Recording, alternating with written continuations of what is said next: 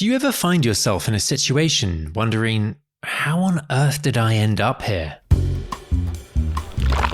Oh, that's great. Yeah. I was blowing bubbles through a straw in front of a man who's won 4 Oscars. Ridiculous? Yes, but a pretty typical day at the Locarno Film Festival. I'm getting ahead of myself though. I'd been invited to Switzerland over the summer to experience the country's 9 most prestigious and exciting events. Spanning everything from the world of art. You get to see artwork that also traverses time and geography. One-time opportunity every year to see the best of the best. To music. The people who play here, it's kind of the place to be. Wonderful music being performed by wonderful musicians. And the most unique sporting events in the world. Horse racing on a frozen lake. The only place where you can actually experience this event. And my first port of call, the Locarno Film Festival. I have been coming to the Locarno Film Festival for many years. Just even arriving by train, I think it's just such a beautiful location to have a film festival. You see the mountains. You have the lake. The program in Locarno is very arty. The social implications of films as well. It's a bit more experimental than what your usual affairs in a festival would be, so I like it for that. Whether it's Q&As with the most influential voices in cinema. I saw the conversation with Alfonso Cuarón. Screenings in the cobblestone piazza. It was amazing walking up on stage and looking over the 8,000 seats, right? Under the stars. It was just kind of a magical moment. Or soaking up low-key glamour. I mean, you'll see even the biggest names kind of just strolling through the street, having a drink in the same bars as everyone else. There's a reason Locarno attracts such a loyal crowd. I've been to Cannes, I've been to Berlin, but I think anything just surpasses it when it has stars and it's outside, It feels like you're on the little island of Locarno. You're listening to a series exploring the 9 Swiss top events, hosted by me, Jack Boswell, and presented by Switzerland Tourism and Swiss Top Events. This is Views from the Top. Episode 1, the Locarno Film Festival.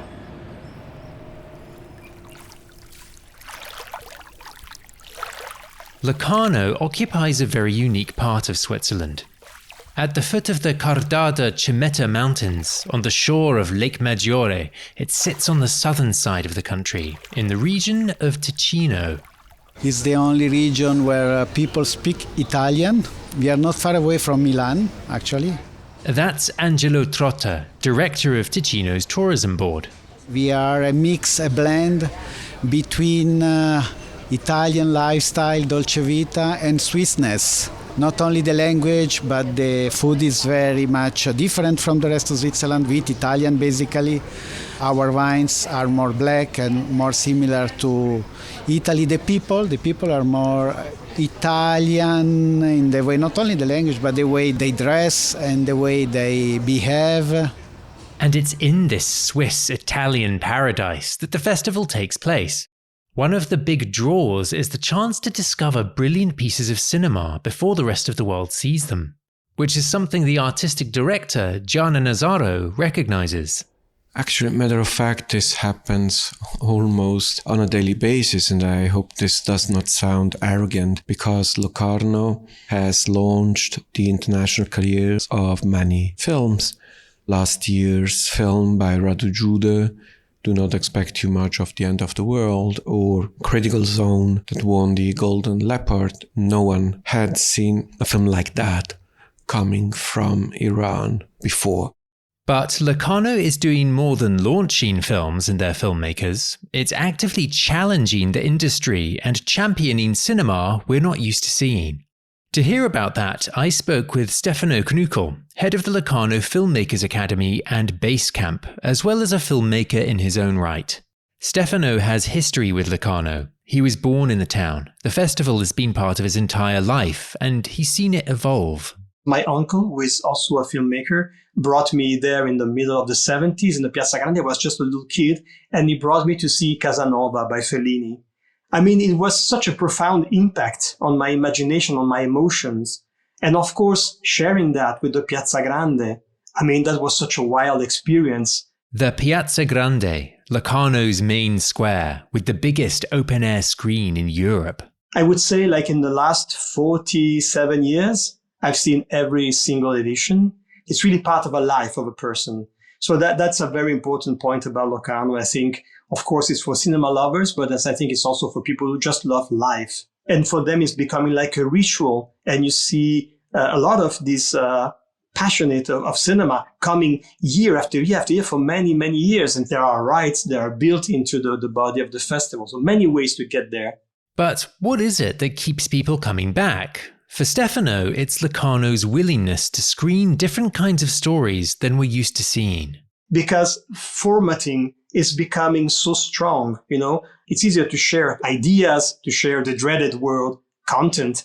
The thing is, we share it more and more through the same channels. So it's like there's a standard of beauty, of storytelling, like something that people will tend to wherever they come from in the world. And I think that Locarno really offers the opposite, which is we have people from all over the world and having very unique perspective. So you can still have a very diverse view on the world if you come to Locarno and meet also these people. And to see that, you only have to look at the careers Locarno has helped launch. We always remember Spike Lee with this interview is there on the Piazza Grande and saying, "Oh, I'm really grateful to Locarno. It's the first time I travel to Europe and they gave me everything." And he is a student. He has a student movie. But I think the curiosity of the festival, the taking chances approach of the festival always allowed us up to the very recent years to really discover talent and also to keep a conversation with them. I work a lot with young talents. I say, you should really go and see this person before it booms, you know.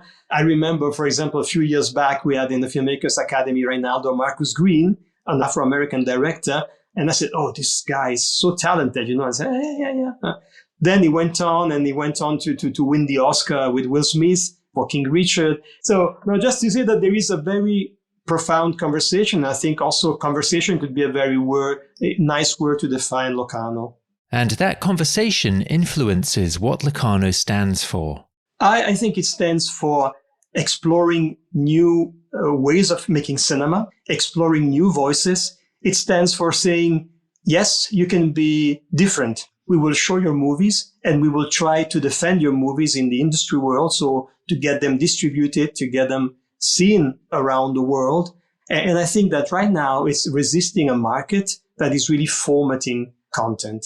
There is also a fact of being able to bring to the people something that is different. And then you have to train also a little bit of a taste. Because if you train people only to eat burgers, of course, when you bring on something else, they would say, oh, it has no taste. You don't feel full after having eaten that. And also, of course, I care a lot about young people because they are flooded with images. So how can we bring in this flood of images also these kind of approaches, you know? And championing young filmmakers is an important part of the festival, which it does through the academy, which Stefano runs. We choose every year 20 young filmmakers from all over the world. It's a very, very tight selection. And so I say, okay, I do my part. My part is say, listen to yourself. We see so many creativity when we look at the short movies, and suddenly this creativity just drops incredibly with the first feature. They really have to struggle against the system that will kind of take away their personality. That's why we select auteurs, you know, people who have something to say. We have a guest that speaks with 20 young filmmakers. They care so much about them. And sometimes it's even moving. You know, Alfonso Cuarón has been incredibly generous and very open. We had a very great session with Todd Haynes, with Ken Loach. Ken Loach, like going up and embracing someone because this person would talk about the struggle they would have in their own country. And he says, how can I help you? And he goes there and he struggle that person, you know, like, so I've seen things very, very touching that really tells you also that cinema is a lot about passion. And that's also what we really share, I think, in Locarno. I wanted to know what it feels like for the filmmakers screening at Locarno, hoping the festival might launch their film, or even their career. I am Saulė Bliuvaitė, a filmmaker from Lithuania. I was very lucky to end up in Locarno with my debut feature called Toxic. Toxic, or Akiplesha in Lithuanian, tells the story of two teenage girls who meet at a modelling school, where the hope of escaping their hometown leads to them taking extreme and sometimes upsetting actions. I sat down with a slightly nervous Saulė on the day of her premiere. There's a scene at the end where they're playing basketball.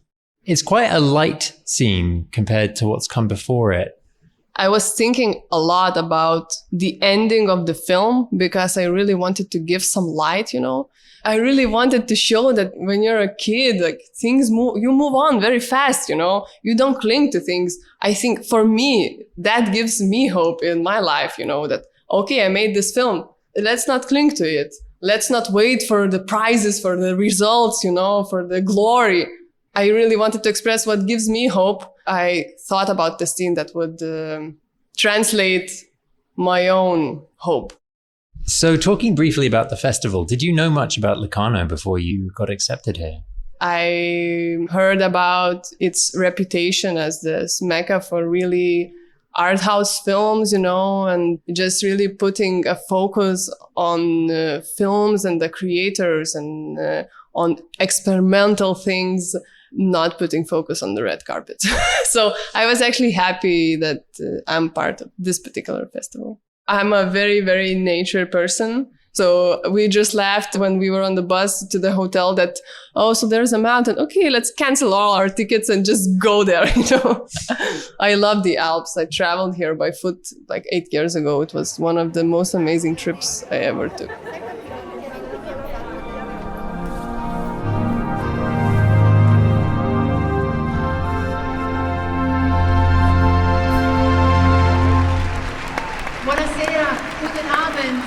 Bonsoir and good evening, everybody.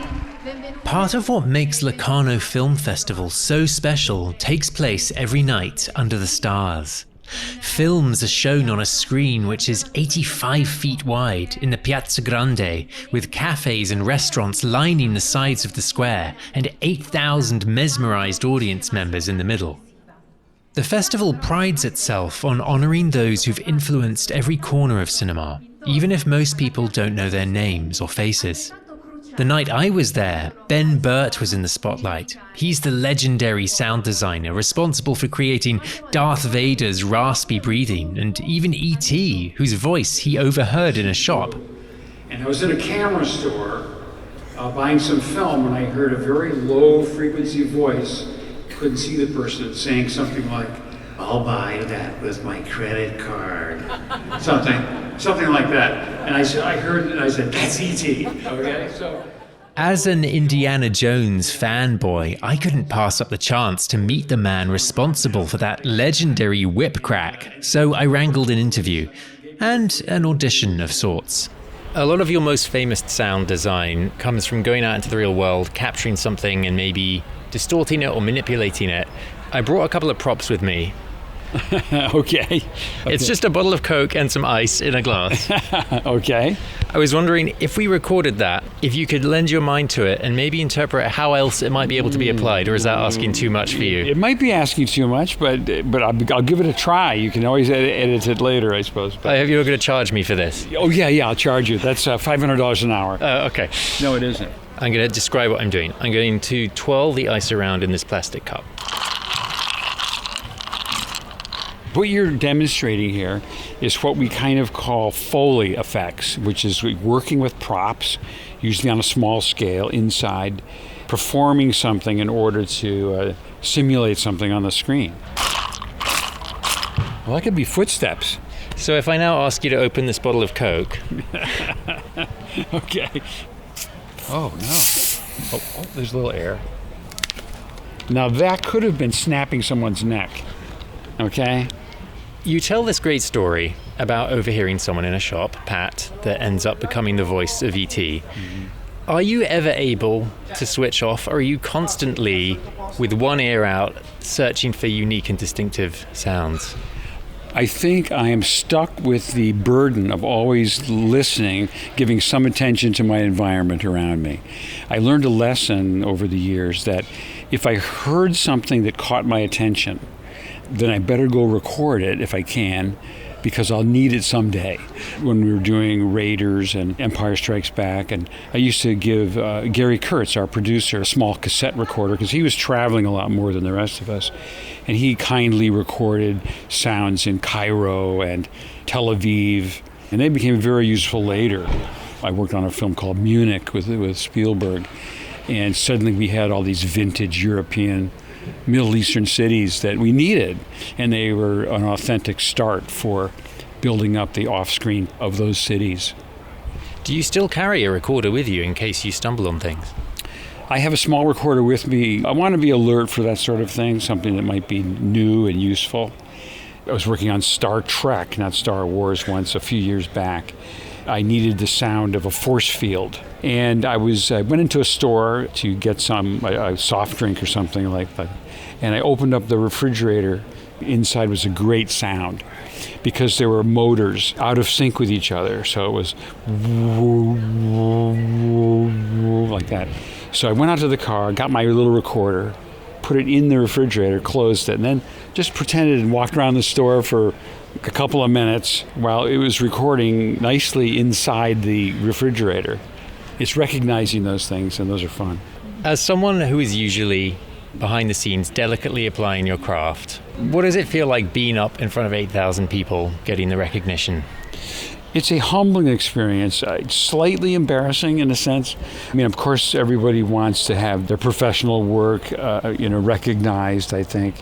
What we do in post-production, whether it's film editing or sound editing, if you do it right, it's very invisible. It's just the audience is not asked to think about, well, who made it, or even if it was made, it just exists. It's natural to the film. Until you come to a festival and people ask you and you realize that, oh, people are listening and they're paying attention and they remember things. Obviously, it's great to have 8,000 people applaud you in a Swiss piazza. That I never would have dreamed of. I couldn't have predicted that I would have laughed. That's not possible. But it was very pleasant to have that kind of tribute. I am the managing director of the Locarno Film Festival, Raphael Brunswig. I'm with the festival since more than 10 years, and I'm responsible for everything but the selection of the movies. I was with Raphael because I wanted to get a better sense of how Locarno views itself and how its future is shaped by its past. We are the third oldest film festival worldwide, and if we look at this in a historical context, you see that here in the neutral Switzerland, we can have a freedom that you didn't have, for example, in Germany, where the festival was also used as a tool, as a propaganda tool during the Cold War. So since the beginning, we were able to show movies that elsewhere was not easy to show, for example, movies from the Soviet bloc. So there has always been a certain openness to an international dimension. A big part of your role is managing the growth of the festival. But I know that sustainability is also an important part of your strategy. And how do you manage those two things? Because sometimes those ideas are in conflict with one another. Well, sustainability, of course, is a very relevant topic for us. And we try to set up all the best practices to reduce our emissions and to work only with public transportation where it's possible, to do everything we can in terms of waste reduction, of cleanup actions, of zero waste caterings, and so on. But I think in an event like ours, the biggest impact we can have is through movies. So we created the Locarno Green Project, which consists in two elements, and one is an award, a green leopard, which we created with the World Wildlife Fund. It's an award we give to the movie that is selected that has the biggest impact in terms of raising the awareness of the urgency of the situation. And if we look at the first movie that won this award 3 years ago, Matter Out of Place by Nicholas Greyhalter, I'm sure that everyone who saw that movie will never waste a plastic bag anymore. And this shows with a very specific example the transformative power of cinema. But there was another reason I wanted to chat with Raphael. You are managing director of Locarno, but you are also the president of Swiss Top Events. So it's an association that reunites the 9 most prestigious and biggest events in sport and culture in Switzerland. And if you think of it, it's really astonishing that in a small country like Switzerland, you have so many events that are best in their class worldwide, or for sure among them. Just think of Art Basel, which is probably the biggest art fair worldwide, or the Lucerne Festival in classical music, among the top in its category. And then in sports, the Lauberhornrennen, so the ski in Wengen, which is followed internationally by all the ski lovers worldwide, and also all the others. So this is an association we created to highlight that in Switzerland there is way more than what we stereotypically associate to Switzerland. Well, I'm going to be traveling around Switzerland, experiencing each of them. What should I know in advance before I set out on this journey? Just to be open and to be curious and to try to discover all the nuances, because I think what we all share among the Swiss Top event is the drive to improve and to innovate and to be always able to find new ways to the question on how we can stay relevant in a world that is continuously changing. I was back with Saulė, the Lithuanian filmmaker. Her film, Akiplesha, had just premiered, and after the Q&A, she suggested we walk up through the back streets of Locarno, away from the crowds. The film just premiered. How are you feeling now compared to yesterday?